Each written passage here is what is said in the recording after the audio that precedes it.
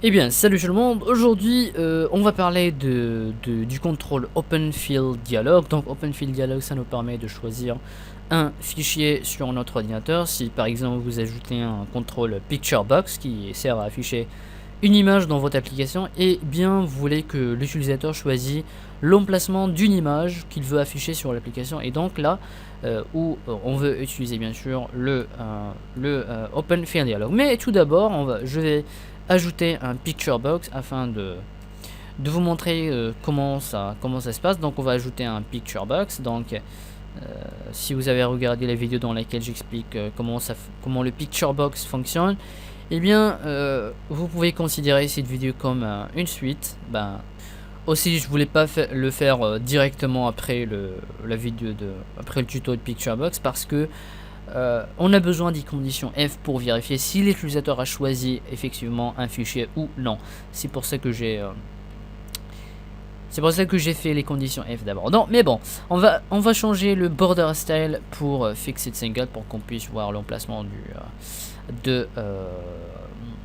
du picture box. Ensuite, le bouton, je vais le nommer choisir une image. Voilà. Hop, c'est bon. Je vais changer la largeur pour voir tout le texte.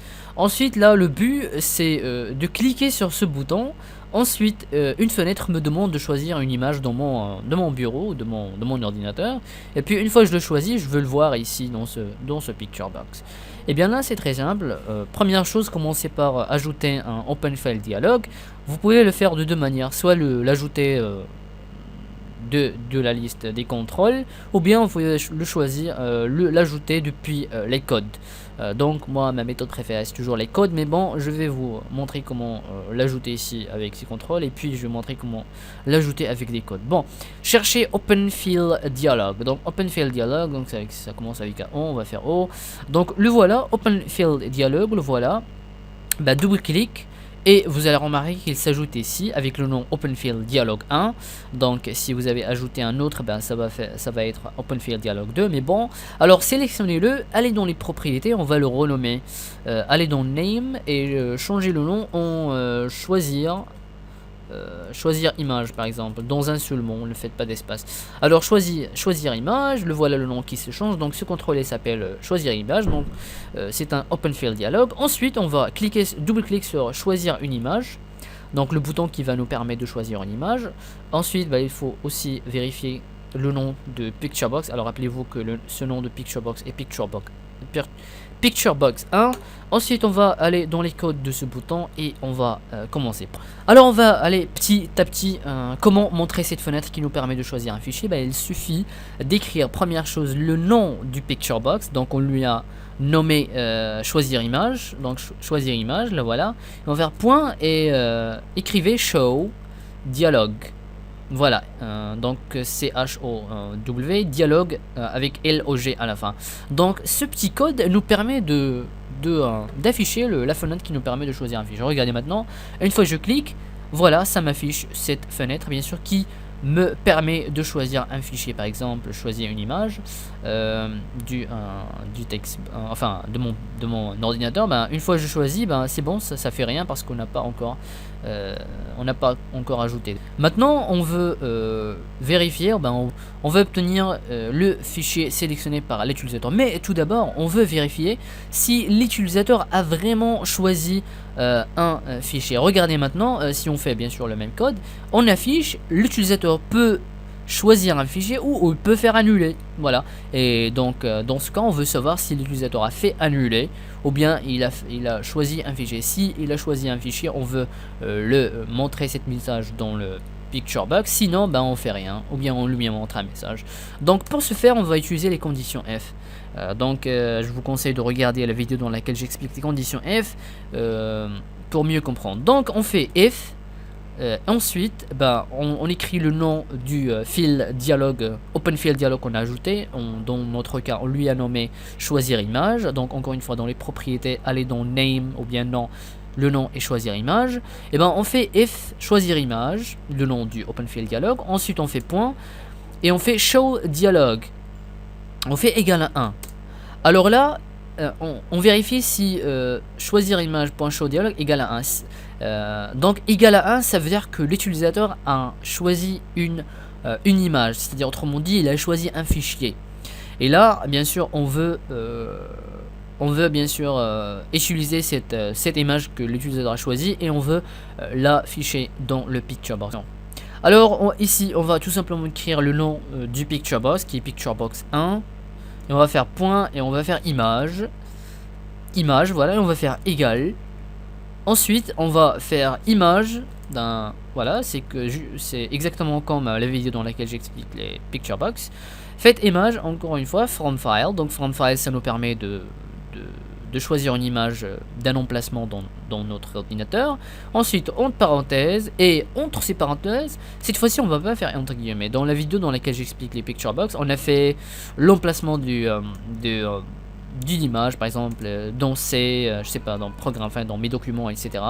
Et bien, cette fois-ci, à la place de entre guillemets, ou bien à la place de écrire manuellement l'emplacement de fichier, et bien, cette fois-ci, on va écrire le nom du OpenFill Dialog qui est bien sûr notre cas choisir image. Donc on va écrire choisir image, on va faire point et on va faire fill name. Voilà, donc fill name, il contient le fichier ou bien il contient le chemin d'accès du fichier que l'utilisateur a choisi ou bien l'image. Donc voilà. Donc encore une fois, Picturebox 1, point image, donc on veut changer l'image, on fait égal image.fromFile, donc d'un fichier sur l'ordinateur, et entre parenthèses on écrit le nom, le chemin d'accès, c'est-à-dire sur le bureau, sur mes documents ou bien mes images, et là bien sûr choisir image.fillName contient le fichier que l'utilisateur a choisi, une fois bien sûr la fenêtre s'affiche qui lui demande de choisir. Là on va lancer l'application pour voir le résultat. Là une fois on clique ce code il va montrer la fenêtre qui nous permet de choisir un fichier, et une fois l'utilisateur choisit ou clique sur annuler, et bien il va vérifier cette valeur. Donc on fait hop, là ça nous donne bien sûr une fenêtre qui nous permet de choisir un fichier, et là bien sûr cette condition attend, et il n'est pas encore exécuté, il attend, il voit, il observe notre action. Si on fait annuler, et bien il va pas être 1, il va pas être égal à 1. Ben, une fois on choisit par exemple une image dans le bureau ici, et ben c'est bon, ça égale à 1. C'est pour ça qu'on a fait égal à 1. Si ça égale à 1, c'est bon, ça veut dire que j'ai choisi une image. Donc je vais choisir une image dans le bureau. Là, attendez, hop, elle est où l'image? Voilà, je vais choisir cette image là. Je vais double-clic, hop, regardez maintenant, c'est bon, j'ai l'image dans le Picturebox. Bien sûr, on ne voit pas l'image en entier. Ben, pour ce faire, tout simplement sélectionner le Picturebox, cliquer sur ce petit bouton et aller dans Size Mode et changer en Street Image pour qu'on puisse voir l'image en entier.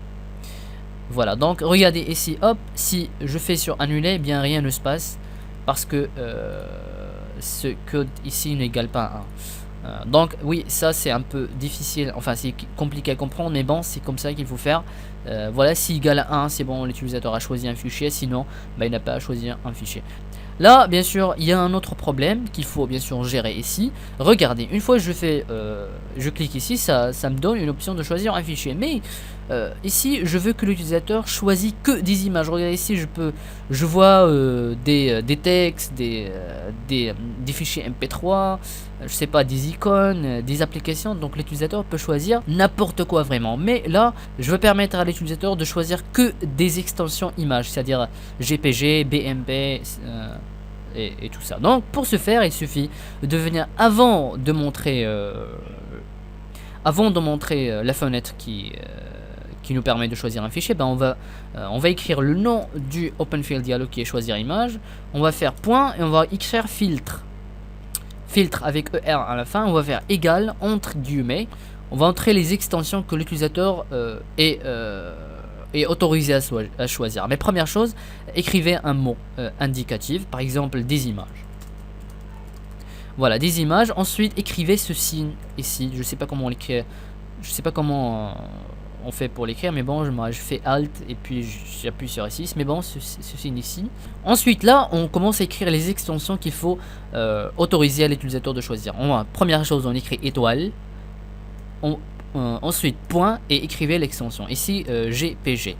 Voilà, ça c'est une extension d'une image. Ensuite, bien sûr, si vous voulez l'utilisateur qui choisit que des GPG, ben laissez comme ça. Si vous voulez ajouter une 12e extension, écrivez ce signe, point virgule, voilà, comme ça. Et encore une fois, étoile, point et l'autre extension. Par exemple, BMP. BMP, c'est aussi une extension d'image.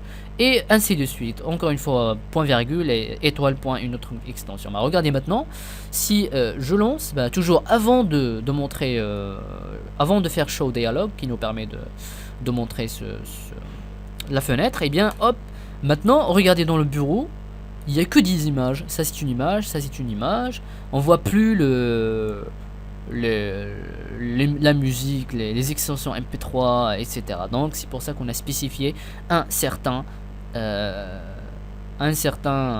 extension. Voilà, donc c'est comme ça qu'il faut choisir. On fait hop image et voilà, donc on voit toute l'image en entier parce qu'on a changé en stretch image.